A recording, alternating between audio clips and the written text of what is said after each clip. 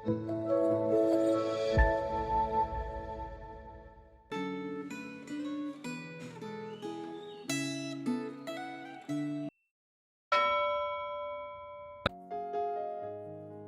jemaat kasih dalam Tuhan, Renungan Gema hari ini 24 April 2026 dengan tema Daud diberkati di tengah kekurangannya, yang terambil dari 1 Tawarik pasal yang ke-14.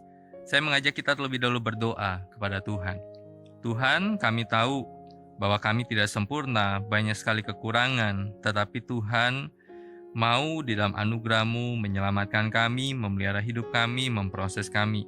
Dan itu yang akan kami lihat di dalam kehidupan Daud.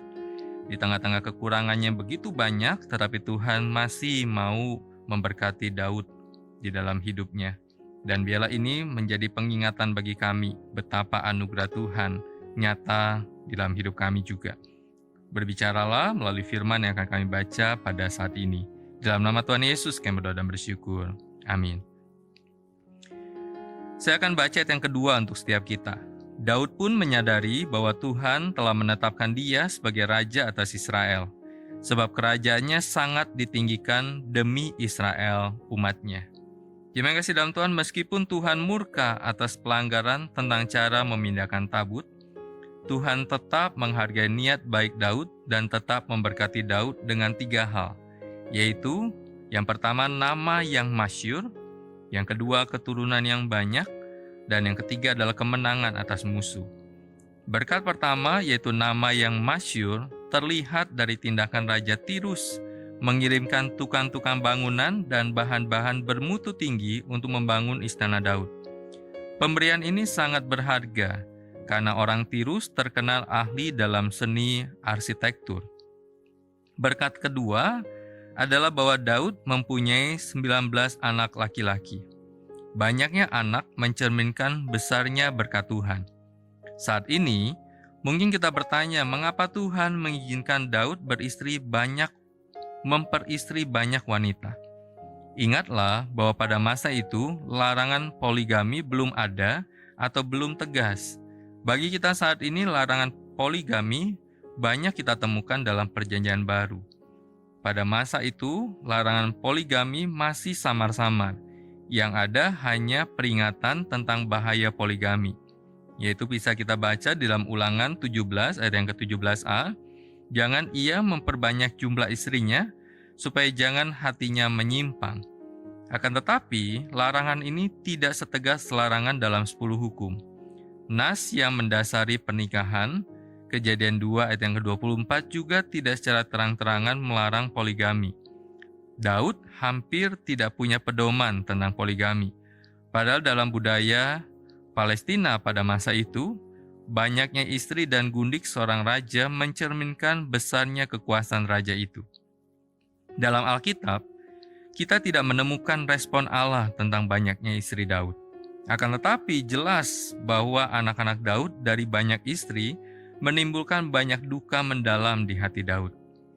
Amnon, anak Ahinoam, memperkosa Tamar, anak Makhah, sehingga Absalom, kakak kandung Tamar, membunuh Amnon. Kemudian Absalom memberontak dan hendak membunuh Daud. Selanjutnya, Adonia, anak Hagit, mengangkat dirinya sebagai raja saat Daud masih hidup dan masih bertahta. Berkat ketiga adalah kemenangan Daud atas bangsa Filistin. Perhatikan sikap Daud yang selalu mengandalkan Tuhan. Walaupun dikelilingi oleh pejuang-pejuang hebat, pasal yang 11-12, Daud tidak mengandalkan kekuatannya sendiri. Daud selalu bertanya kepada Tuhan apakah dia harus maju berperang dan apakah Allah akan memberi kemenangan. Di dalam Yeremia 17 ayat 5-7, bertuliskan, terkutuklah orang yang mengandalkan manusia, diberkatilah orang yang mengandalkan Tuhan, yang mempercayakan dirinya pada Tuhan. Segala yang diperbuat orang yang mengandalkan Tuhan pasti berhasil. Sayangnya, banyak orang berusaha mengatasi segala masalahnya dengan kekuatan sendiri. Apakah Anda seperti mereka, atau Anda mau mempercayakan diri pada Tuhan? Mari kita berdoa. Tuhan, di tengah-tengah kelemahan kami, biarlah Tuhan sendiri yang terus mengingatkan kami untuk kami terus mengandalkan Tuhan. Kami bersyukur Tuhan memberkati kami, memelihara hidup kami sampai pada saat ini, sekalipun mungkin hidup kami tidak selalu baik-baik saja di hadapan Tuhan, tidak selalu melakukan apa yang berkenan pada Tuhan. Tetapi Allah masih terus beranugerah, dan biarlah dalam anugerah Tuhan itu membuat kami terus menyandarkan hidup kami kepada Tuhan dan memperbaiki setiap kesalahan kami, sehingga kami kembali hidup berkenan pada Tuhan.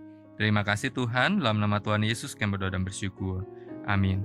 Senantiasa jaga iman kita, senantiasa jaga imun kita, Tuhan Yesus memberkati kita. Amin.